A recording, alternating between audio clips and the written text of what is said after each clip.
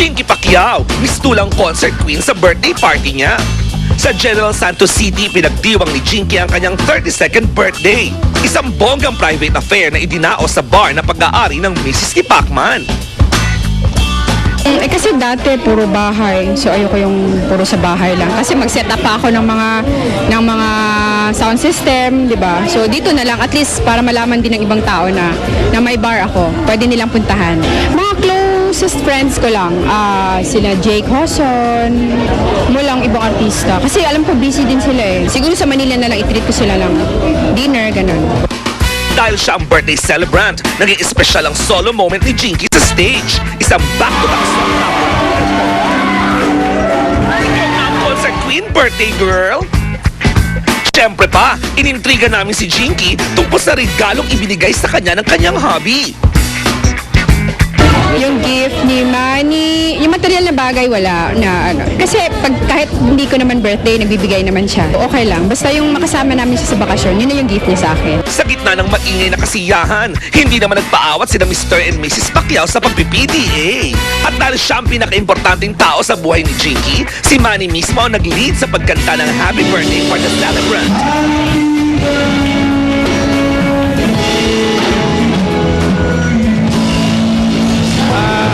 Masaya ako na masaya siya sa selebrasyon sa kanyang birthday ngayon.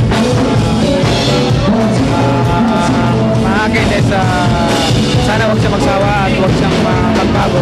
Salamat sa ating asawa sa kanyang pag-unawa palagi sa pagmamahal na binigay sa akin. Happy birthday, Mrs. Jinky Pacquiao! Talagang walang paglagyan ang kaligayahan ni Jinky. Kitang-kita Ang ganda, natin no? sa kanyang Ang ganda ni Jinky Pacquiao ngayon. Oo. Alam mo, Blooming parang na hindi siya blooming. affected na nagbago ng mga zodiac sign. Correct! Pero Bawat nako, isa.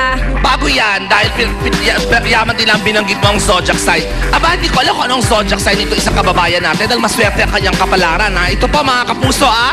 Sa American Idol mismo, this just in, ha? Ang kababayan po natin na si, ano pangalan ng batang yon? Si Thea Mejia ay nag-qualify sa Hollywood round ng American Idol Season 10. Wow.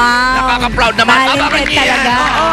Abangan niyo kung hanggang saan siya makakausad. Ayan. Sa international singing competition na yan, sa nalalapit na Philippine launch ng American Idol, tutukan po ninyo yan, ha? Ang judge, Ito, Jennifer tinatawag na Lopez.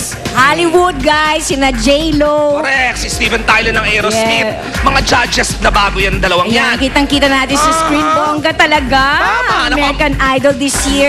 Dahil meron pang online auditions. Correct. Ang sosyal. Ganon. Kaya mga Alright, kapuso, this ah. January 20 Ayan, no? at January 21, abangan po ninyo yan sa QTV Channel 11, 6 p.m. po yan, with replays ng January 20 at 7:45 at January 21 at 8 p.m. Of course. Mabalik ayan. tayo doon sa... Bongga nga yung birthday Sinasabi mo. bash na tinatawag. Dahil happy birthday. Dahil nga yung mga zodiac natin, nag-iba-iba na. Ikaw, ano na yung bago mong song? Dati ano Dati ka? Gemini, dahil May 28 ngayon, nandun na ako sa Taurus. Ako naman dati, So, hindi ko pa Cancer. alam kung Gemini anong na daw Taurus. ako ngayon. Ano ba yung ugali ng Gemini? Dapat Twins ako yan eh, natakot? twins.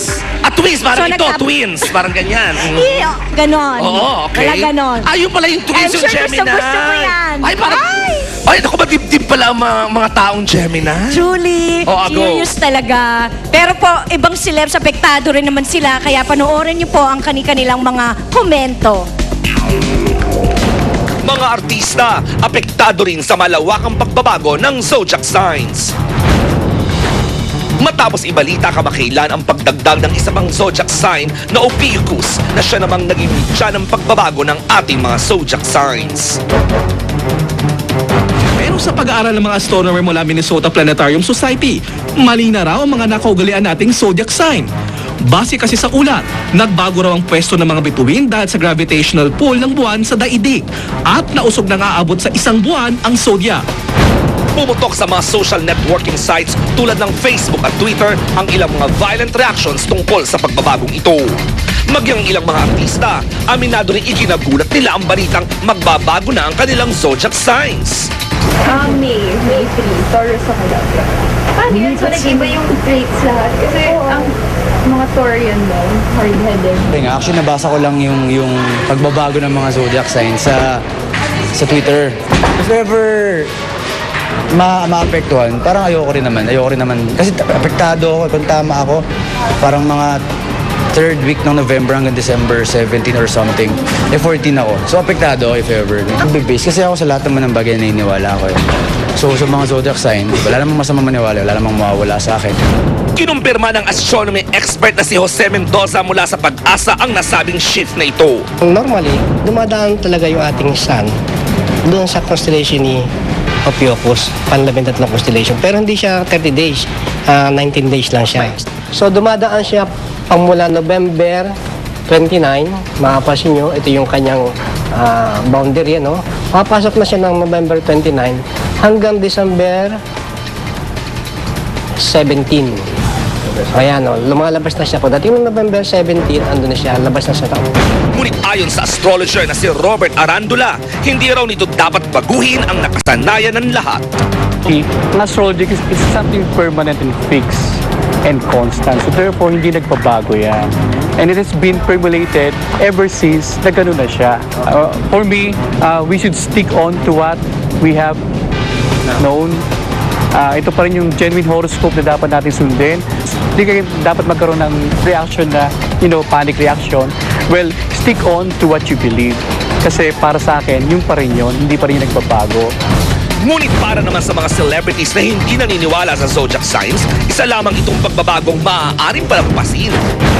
Ako, kahit ano, okay sa akin, ang importante naman nasa sa'yo pa rin ito. Di ba? Minsan masyadong tayo naniniwala sa mga ugali, ganyan. Depends naman sa tao. Choice mo yan. Hindi. Feeling ko naman kahit naman po kasi magbago yun eh. Wala namang effect yun sa pagkatao mo. Never ko naman naging basihan yan. Ganito ang klaseng pagkatao mo. Bait ba ito? Ganyan. Never talaga eh. So, walang effect sa buhay ko. Wala po. Tutukan, WBA Super Flyweight Champion Nonito Donaire, pinaratangan ng sariling ina. Ang panig ni Nonito, exclusive. Straight from Cebu, Solen Yusuf, may update sa reklamo niya laban sa French documentarists. Susunod na, Alfie Brenica, may revelation tungkol sa babaeng nakarelasyon niya. Alfie Lorenzo at Kule Desma, may iringan. Parang lumalabas tuloy na insecure na lang siya. So, mag-research muna si Alfie bago magsalita ng ganyan. Ang kanilang maanghang na sagutan, saksihan sa aming exclusive report.